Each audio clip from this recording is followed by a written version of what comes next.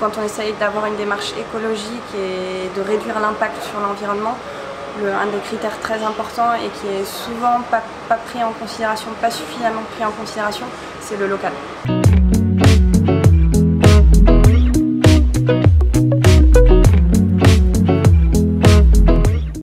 Donc la drècherie, c'est un atelier mutualisé qui transforme de la drèche.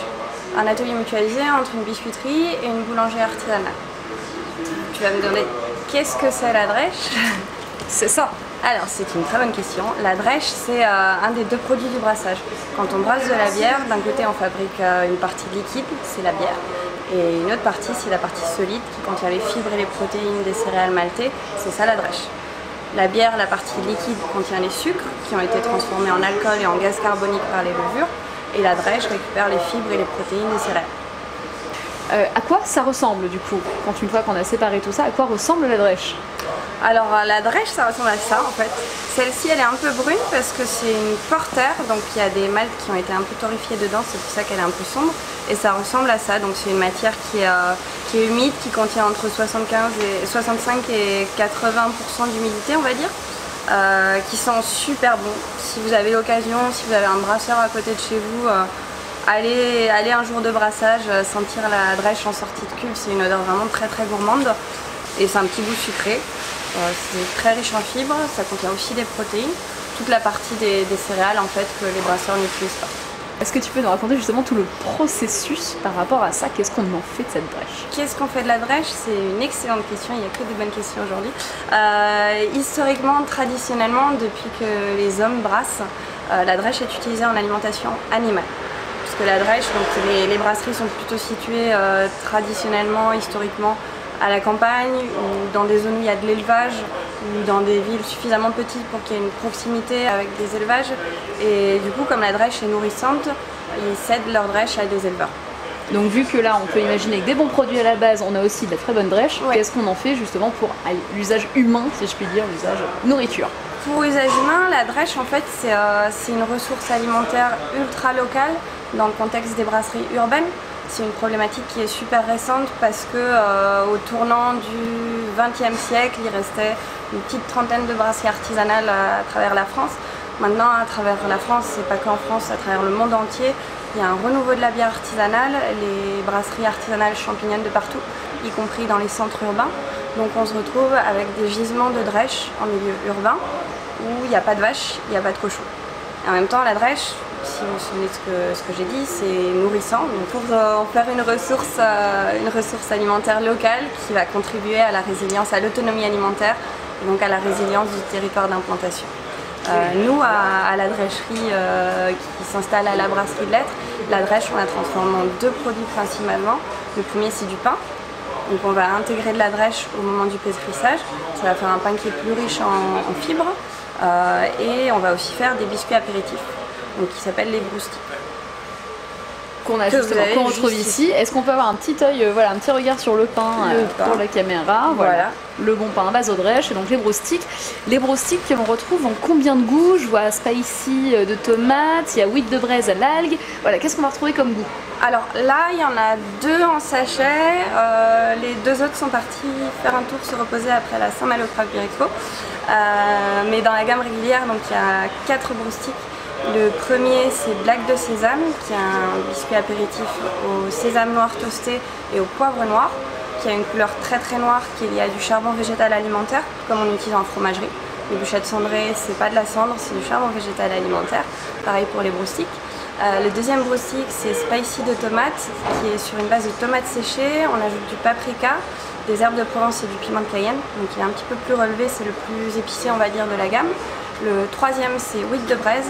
Aucun rapport avec la weed, on me pose tout le temps la question. C'est un très mauvais jeu de mots dont je suis la seule et l'unique responsable. Seaweed en anglais, c'est des algues, et comme c'est des algues qui viennent de Roscoff en Bretagne, huile de braise tout simplement. Et à ces algues, on associe du sésame blanc et de l'huile de sésame grillée pour avoir un petit côté asiatique.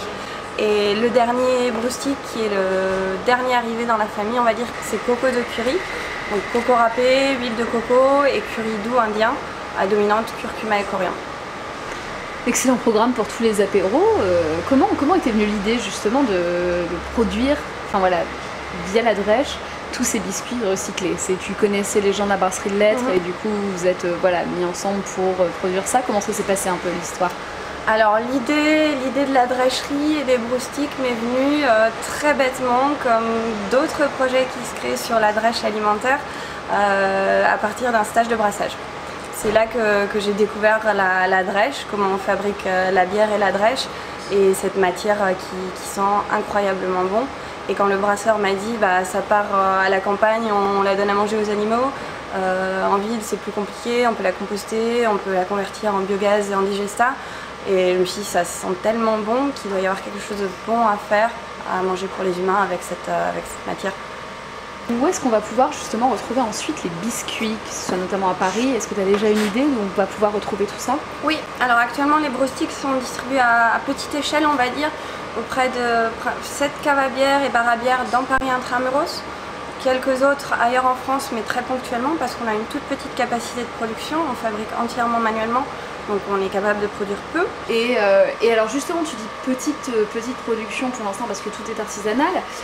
La brasserie de Lettres fournit assez de drèche potentiellement pour que vous grossissiez encore et que vous distribuiez encore plus de biscuits. Tout à fait. Donc la brasserie de Lettres, on a de quoi faire pas mal de pain et de broustiques. Ils produisent actuellement à peu près 4 tonnes de drèche par mois. Donc ça fait, pour faire une idée, 20 000 sachets de broustiques. Donc il y a de quoi, je pense, satisfaire tous les Parisiens, voire un peu l'Île-de-France avant d'avoir besoin de plus de drèche. Et actuellement, la production absorbe une quinzaine de kilos de drèche par mois, ce qui est très très peu. On a testé, validé une machine qui va nous permettre de mécaniser la production. On va pouvoir monter à peu près 1 tonne de broustiques par mois à la drècherie, ce qui est déjà pas mal. Il reste encore 3 tonnes à valoriser. Après, l'idée de la drècherie, c'est aussi de donner envie à d'autres gens de se servir de la drèche, d'explorer de nouveaux usages dans d'autres produits alimentaires, parce qu'en faisant que du pain, en faisant que des broustiques, on va pas écouler toute la drèche qu'il y a à Paris et en Île-de-France. C'est en diversifiant vraiment qu'il y aura quelque chose. Alors justement, quel type de produits vous pouvez faire pour diversifier un petit peu? Alors on peut faire des pizzas à la drèche, on peut faire des terrines, on peut faire des croquettes, on peut faire des falafels, on peut l'ajouter dans des burgers végétaux. Il y a vraiment plein de choses à explorer. Je parle même pas des recettes sucrées. Quel impact tu penses que ça a sur le territoire, une initiative comme ça? L'impact va être vraiment sur l'économie locale et aussi au-delà sur la prise de conscience et le côté pédagogique que ça peut avoir, parce qu'on est sur un produit, aussi bien avec les broustiques, avec le pain ou d'autres produits à la drèche, un produit qui est très concret, qui est directement issu de l'économie circulaire, très locale, et qui va être un super support de sensibilisation et de prise de conscience à tous les enjeux auxquels on s'attaque à notre toute petite échelle. On est un parmi des milliers de projets qui se développent et qui s'attaquent aux défis de la transition écologique, énergétique et toutes ces transitions qui sont nécessaires. Donc c'est aussi à ce niveau-là que l'impact est important, je pense. Est-ce que tu souhaites dire quelque chose en plus que nous n'aurions pas déjà dit dans tout ce que nous avons exploré? N'hésitez pas à aller voir votre brasseur de quartier, demandez-lui comment il travaille, comment il fabrique la bière et la drèche, et c'est l'occasion de découvrir l'artisanat local, de contribuer à l'économie locale. Donc consommer local et voilà, de la drèche locale. Est-ce que tu peux nous résumer la drècherie en un tweet? C'est une excellente question. La drèche fait la force. La drèche c'est bon, mangez-en. Tous à la drèche. Drèche en force. Et la tendrèche, bordel.